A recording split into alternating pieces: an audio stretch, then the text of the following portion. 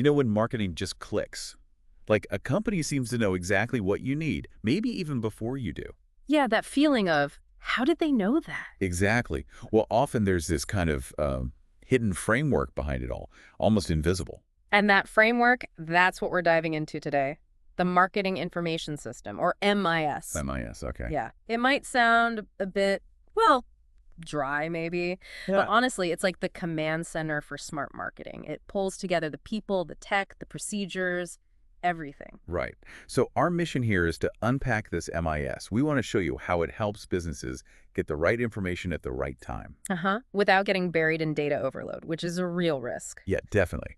So by the end of this, you should have a really clear idea of how this system helps businesses, spot opportunities, get inside customers' heads. And make those big strategic calls with more confidence. It all comes from looking at how businesses actually make those marketing decisions, Yeah. fundamentally. Precisely. And, in today's world, things move so fast. A solid MIS isn't just nice to have, it's critical. Okay.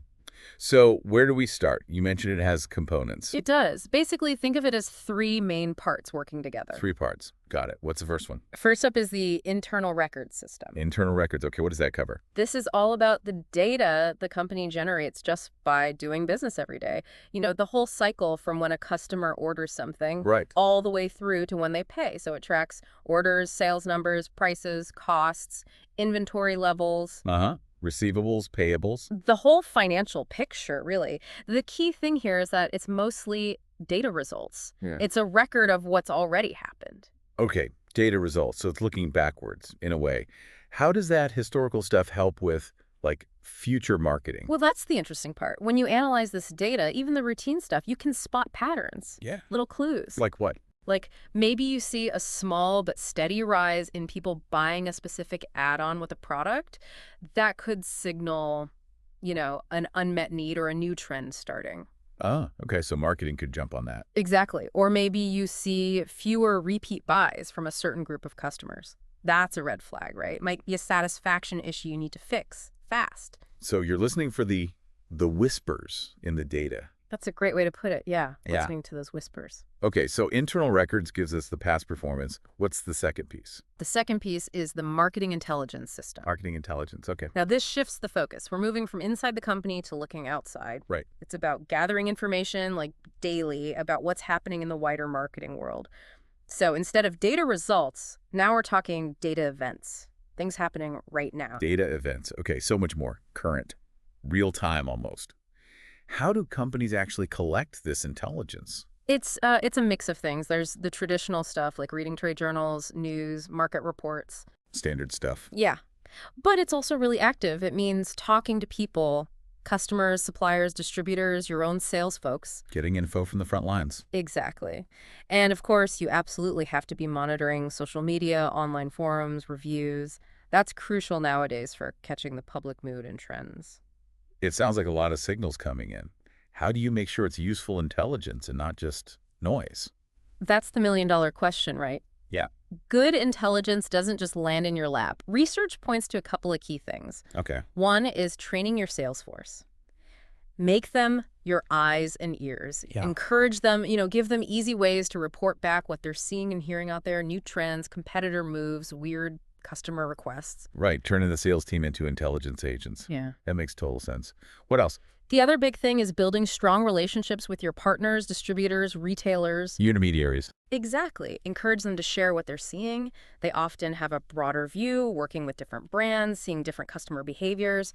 They might spot patterns you'd miss on your own. Okay, can you give an example? How might this kind of intel actually lead to something tangible? Sure. Let's say a salesperson keeps hearing customers are using product X in a totally unexpected way.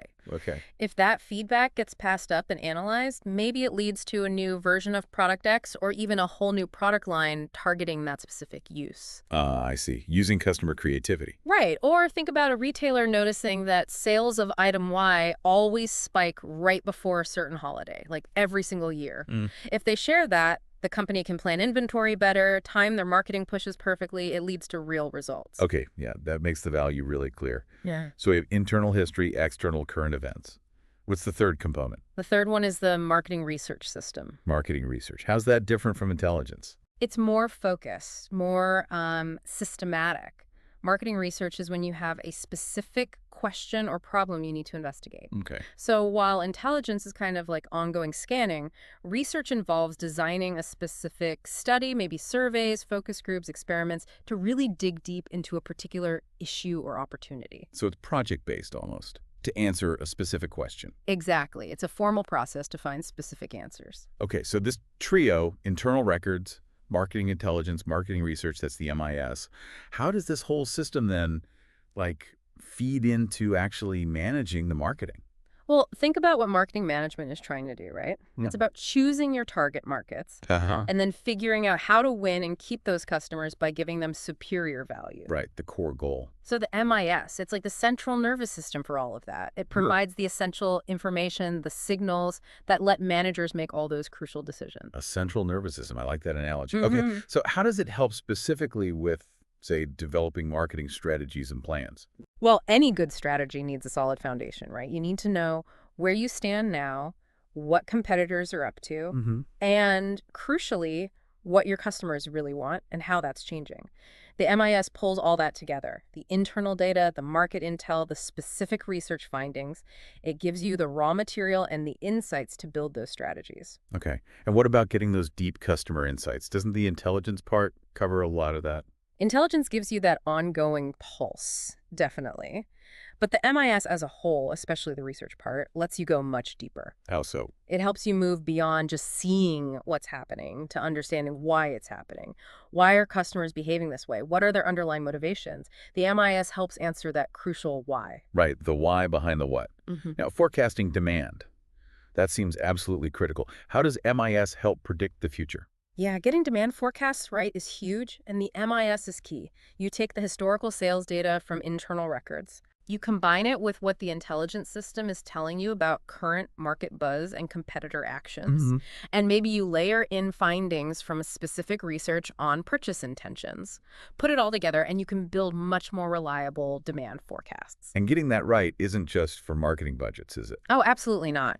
Accurate forecasts impact everything. Finance needs them for cash flow, production needs them to schedule runs, supply chain needs them for ordering materials, HR might need them for staffing. It ripples right through the business. Wow. Okay, so it really connects marketing to the whole operation.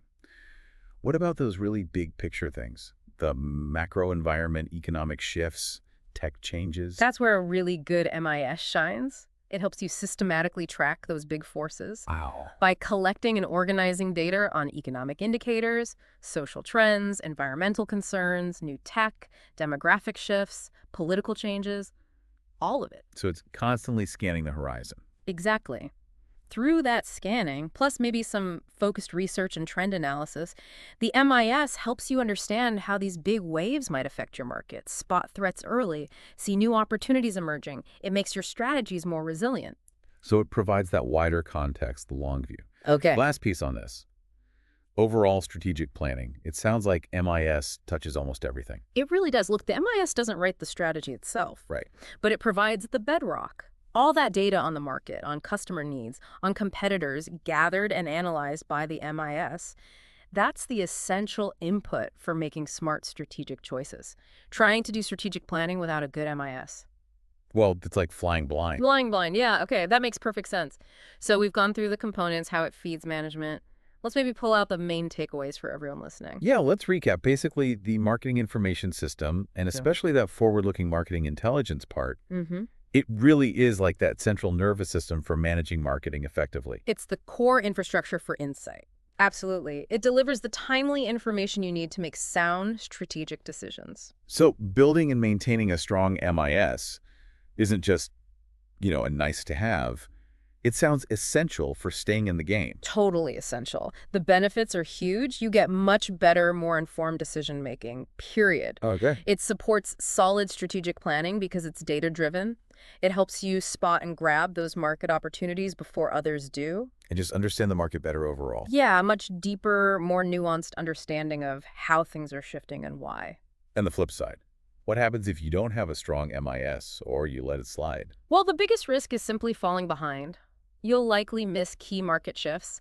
You won't adapt quickly enough to what customers want. And your competitors who do have good intel. They'll likely eat your lunch. You'll be Mhm. reacting while they're proactively shaping the market based on better information. Right. So it's really about staying ahead or at least keeping pace.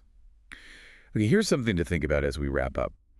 We live in this age of just data everywhere, right? Information overload is real. Definitely. So what do you think is more critical at the end of the day? Just how much data you can collect, or how good your system is at turning that data into actual usable insights that lead to smart decisions. That's a great question. Volume versus interpretation. Yeah. And maybe taking that a step further, how could upcoming AI, things like maybe a GPT-5 or whatever comes next, Yeah. how might that change these MIS systems? Could it fundamentally alter how they work or what they can achieve? Wow, yeah. The potential impact of advanced AI on analyzing all this data, maybe even anticipating trends, that's huge. It's definitely something to keep an eye on. For sure. It's a really interesting space to watch. Absolutely. So we hope this deep dive gave you some food for thought. Maybe think about how these MIS ideas apply in your own work or even just in the businesses you deal with every day. Yeah, understanding this hidden framework can really change how you see marketing strategy play out.